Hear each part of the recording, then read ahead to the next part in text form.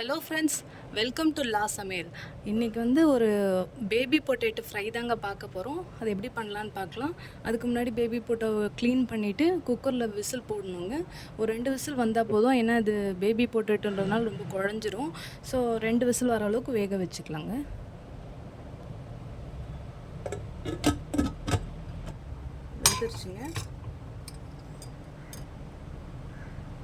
வெந்திருக்குங்க கரெக்டான ஸ்டேஜ்.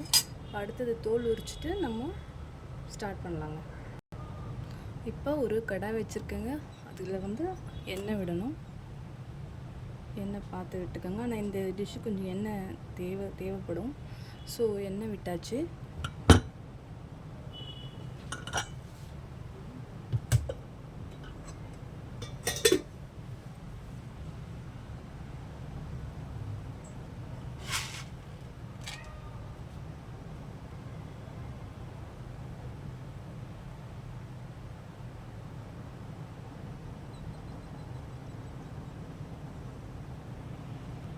எண்ணெய் காஞ்சிருச்சுங்க.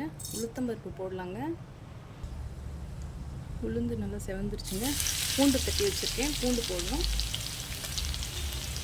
அது கூட தோல் உரித்து வச்சுருக்கேன் உருளைக்கிழங்கு, அதுவும் கொஞ்சம் கருவேப்பிலையும் சேர்த்துருக்கேன். ரெண்டுக்கும் இந்த டைம் ஆட் பண்ணிக்கணும். இது நல்லா ஒரு மிக்ஸை கொடுக்கணும்.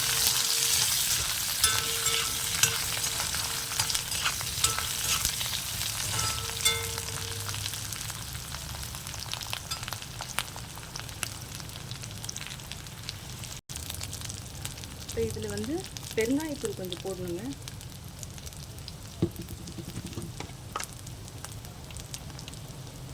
கொஞ்சமாக மஞ்சத்தூள் போட்டுக்கலாம். ஒரு 1/4 ஸ்பூன் மஞ்சத்தூள் போட்டுக்கலாம்.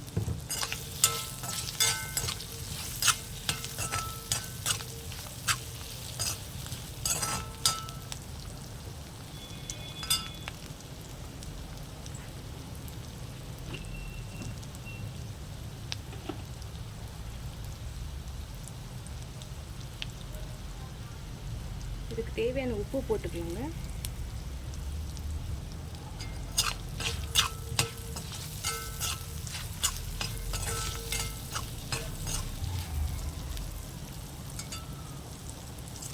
இப்போ மிளகாத்தூள் போடணுங்க. ஒரு 1/2 ஸ்பூன், ஒரு 1 ஸ்பூன் மிளகாத்தூள் போட்டால் போதுங்க.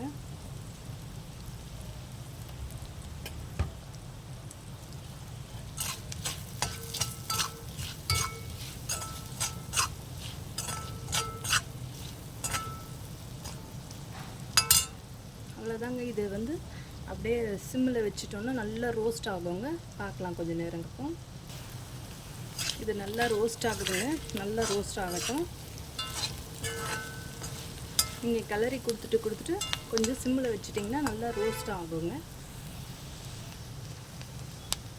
இது நல்லா நல்லா ரோஸ்ட் ஆகிடுச்சிங்க.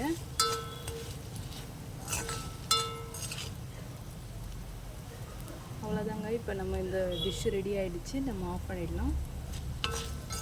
இது நல்லா தயிர் சாதத்து கூட, பிசிபெல்லா பாத் கூட, சாம்பார் சாதம், எந்த இதுக்கு வேணாலும் வச்சு சாப்பிட்லாங்க. அட்டகாசமாக இருக்குங்க.